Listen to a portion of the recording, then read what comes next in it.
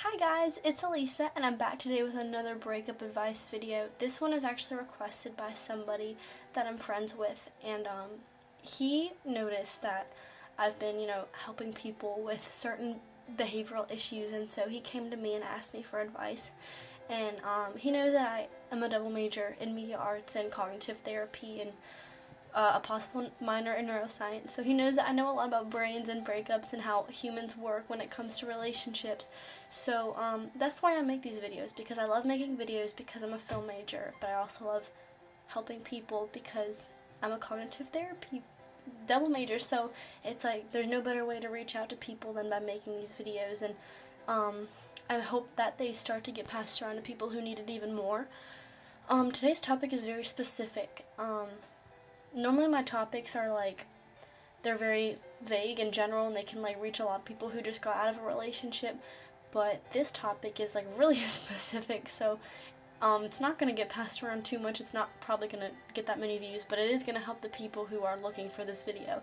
And basically, his problem is he broke up with his girlfriend. It's a little greasy. It's been a while. He still loves her, and he wants her back, and he made a mistake, but he's nervous that it's too late. There we go. See, nothing like a little stay mat can't fix. Okay. By the way, this is Stay Mat by Rimmel London. Works very well. You can get it at your local drugstore for a few dollars. No, this is not a makeup video. But, yeah, so he broke up with his girlfriend. It's been a while. They have not talked. And it's really weird because I've been through literally the same exact situation, so I can speak very intimately on the subject. But basically, he said she hasn't contacted him, and he doesn't know what that means. He's afraid to contact her because he doesn't know, because she didn't contact him, so he doesn't know if he should he basically does not know what to do. And so it's kind of a weird subject to speak on because every relationship is different, but I'm going to split this case into two sections. Either she's not reaching out because she's actually moved on and she's over you, or she's waiting for you. She's waiting to see what you're going to do. Let me speak on the first one. She's over you. Normally this happens if the relationship has become toxic, and I did make a video on what makes a relationship toxic, but I deleted it because the audio was really bad. But basically, a toxic relationship is where the couple is staying together for wrong reasons. Either they don't want to be apart, they don't want to be single, they don't want to date other people, or they don't want to see their partner with someone else. But something bad happened to that relationship, either instantly, something irreversible happened, like cheating, or a bunch of little things happen, and it's just the people don't love each other anymore. They're just in it for the wrong reasons. So she's either moving on from this toxic relationship, or even not toxic, but normally most of the time it is a toxic relationship. And she's trying to find herself, and she's just trying to get over it because she really does not love you anymore. Or the second one is, this one is more common. This one happens literally 80% of the time, and I would say this one's 20% of the time. She loves you, and she's waiting for you, and she will wait and wait and wait until she falls in love with someone else. It's hard to explain. Girls literally will bite their tongue and will not swallow that pride. They will have a huge steel wall just built of bricks and guns and thorns, and they will not break that wall down to talk to you because they are desperate to see what you are going to do about it. They want to see how far you're going to fight, and we will wait weeks and months. I'm not going to say years because I don't know anybody who's waited years for a guy to come back, but waited months or weeks or just for such a long time to see if that guy's going to come back. She still loves him. And look, the thing is, if you are the guy that's embedded in her heart, every girl has that one guy embedded in her heart. And she will date other people, she will see other people, she'll sleep with other people, she'll text other people, she'll go out on dates with other people, she'll introduce her parents to new people. She will see all these people until you come back. And I know that sounds really bad, but if you are that guy in her heart, she's waiting for you, and she loves you. And she's just doing all this because she's trying to move on from you, and she's trying to distract herself from you. So if she's not contacting you, you need to believe that, I would say 80% of the time, she does want you to contact her. She does want you to put up a fight. But she's not going to contact you until you do so, because she assumes that you're okay. She assumes that, you're moving on, that you don't need her, and that you're fine without her. And those thoughts in her head, like, oh, he's fine without me, those are the thoughts that push her away from you. Day by day by day, she's moving away from you. And the thing is, with a girl's heart, after the breakup, the hearts are, like, apart. Like, and this is, like, a really weird metaphor, and it's very specific. But it's true. A girl's heart is torn into pieces after a breakup. And let's say every girl's time span is different, but day by day, weeks by weeks, and months by months, this in-between right here is the door for the guy to come back in. It slowly closes, and he's running out of time to come back to her, because one day, it's going to close, and he's not going to be able to get back in. Because once a girl moves on, she moves on. Like, there's no getting back in after the heart is closed. And sometimes that heart takes forever to close. And while that heart is open, she is going to see other people and date other people. But as soon as this happens and she sees other people, she's serious. Because when she's dating and seeing other people and moving on during this time, it's just a distraction. It's just so she can see what you're going to do about it. Excuse me. And if you aren't doing anything, if you are just not doing anything at all, she assumes that you don't care about her, and she assumes that you're doing fine. So sometimes the boy needs to literally swallow his pride and contact her if she is what he wants, because I promise your time is running out. Day by day it's running out. And the scary thing for guys is the guy doesn't know if the heart is closed or not. So you never know unless you try, and I promise the longer you push it off, the more likely it's going to be that when you do realize it, she's going to be moved on. And that's why they always say, oh, guys always realize what they lost after she moved on. Because, yeah, they waited too long and the heart closed. So, there are signs to look for to see if your girl is over here, moved on, getting over you, she's perfectly okay, or if she still loves you and she still has a place in her heart for you, and if she's subconsciously waiting for you. And both of these are under the case that she's not talking to you, because she cannot. It's possible for her to not be contacting you but still be one of these two.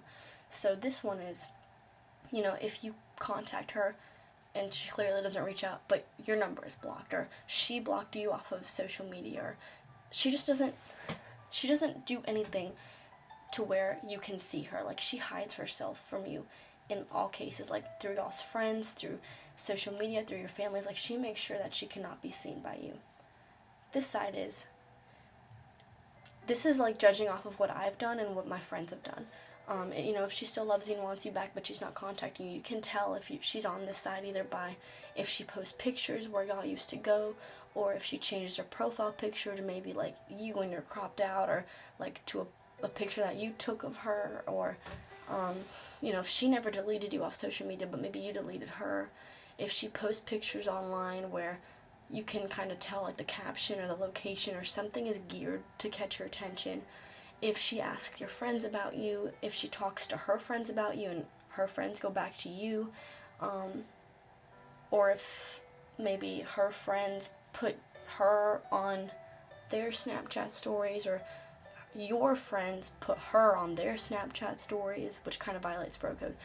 Like, she will make herself appear to you. Like, she will make sure that you see her, and she will make sure that you know how she's doing, because that's how girls kind of say, hey, like, it looks like I'm moving on, but I'm actually kind of like not. Like, we are moving on, but our heart isn't shut yet. The heart is still open. So if we want you, and if we still love you, and if we're still waiting for you, we're gonna do little things here and there. And the guy often, like, sees these, but he doesn't think anything of them. Like, he sees these signals, but it takes a real girl, like a good girl like me, to tell you what these signals mean, because girls are very, very particular in what they do. Like, we think everything through. Like, we are so specific and so precise with our every move when it comes to the post-breakup. You wouldn't believe the things that we do. Oh, I would name an example, but I would sound crazy. So, guys, the thing is, if you want her back, and if you love her, you need to step over the line that you've been hiding behind for however long it's been now. Because, you never really realize what kind of relationship you had, or how good or how valuable your relationship was, until you lose it, and until you date other people and see, damn, that relationship was really good. And normally, it's always your first love, and it's the first relationship that you lose. And the reason why you lose it, you broke up with her, is because you don't know how good it was. You have nothing to compare it to. Like, I've had my fair share of relationships, so I can easily say that my last one was the truest one, the most genuine one, the most purest one, the greatest one I've ever had. But if someone is your first love and that relationship fell apart, maybe because of a stupid reason, you're never going to see how valuable that relationship was until you see other people and see how crazy people can be in relationships. Some people are open to the idea of having an open relationship where you sleep with other people. Some people cheat on their boyfriends all the time. Some people, like, girls are crazy. So if you lose a good one that literally gave her life to you, not like in a biblical sense, but like she literally did everything under the sun for you and to keep you and to have you and to love you and to cherish you, if you give all that up because of a mistake or because of you're unsure, you're not going to realize how golden that was until you date new people, because a love like that is very, very hard to find. It's literally almost impossible, especially at this age. If you have something so pure and so, what's the word, like other people look up to it, if you have it at such a young age, you need to keep it as, like, close to you as you can and never let it go, because that's the most beautiful thing. And, you know, if you've lost it, if you dumped her, like my friend did, if you left her and you're just now realizing how pure it was or how true it was, get it back before it's too late. If maybe you're having second doubts, like, oh, maybe she's moved on, I don't know, you're never going to know unless you try. And you're not going to look like an idiot for trying. Matter of fact, you're going to look more manly for trying, because only a real man goes out of his way to contact a girl or to reach a girl and to say, look, I messed up.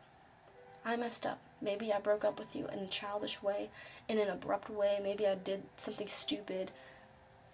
Maybe I didn't contact you and I looked like I was careless, but I promise this is where I need to be, and you're who I need to have, and this is where it's at. So that's going to make you look more manly than just hiding behind, you know, this facade or this screen for months and months and months on end, or for weeks on end. Like, you look like a little kid, and I promise you, it's going to bite you in the butt in your next relationship.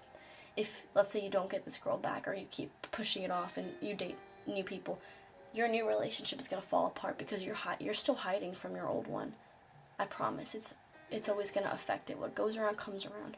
Something's going to happen to you if you just keep pushing it off. Like, it's either going to bite you back in the butt, it's going to pop back up in your face, you know, you're going to see her with someone new. Something's going to happen. So you need to follow your heart. And biblically speaking, sometimes God will put things on our heart. God will tell us to do things. And I don't mean you're going to hear his voice say, get her back. But, like, you will feel it. You'll see signs. Like, you'll see maybe her. You'll see something, or you'll feel something in your heart. And you can't ignore that, because that is God speaking. I'm a firm believer that most of the time that little voice in our head is God.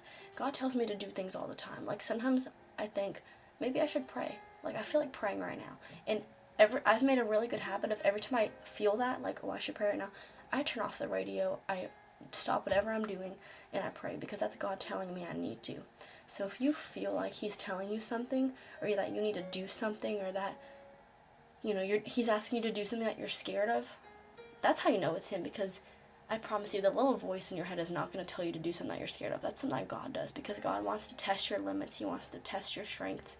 And sometimes if God is telling you to get her back or to do something, it's because he knows that she is ready to take you back. For example, if Billy and Anna break up, Billy and Anna don't talk for a few weeks or months, and then God tells Billy, get her back. God won't tell Billy that if Anna's actually moved on. God is telling Billy that because God knows that Anna still wants him. So God is doing Billy a favor by telling him that, and God is doing Anna a favor because God is helping Anna get her back, get her boy back. So he's not going to lead you down a wrong road. If he's telling you to do something, there is something good at the end of that road. So just follow him, listen for him, and you know, if you feel like maybe you don't know what to do, you need to pray, and you need to ask for guidance. And you know, if you have been ignoring this voice, it's time to do something. And if you've been looking for a sign, let this video be your sign. Let this video push you forward into doing something if your heart feels like, you know, you're ready to do it. But if you're just trying to go back to her because you're desperate or you're lonely, drop it. And that's a whole new topic that I can't get into because I'm almost out of time. But thank you so much for watching, and you know who this video is dedicated to, so if you liked it, please let me know how it worked for you and keep me updated, and thanks so much for watching. Bye!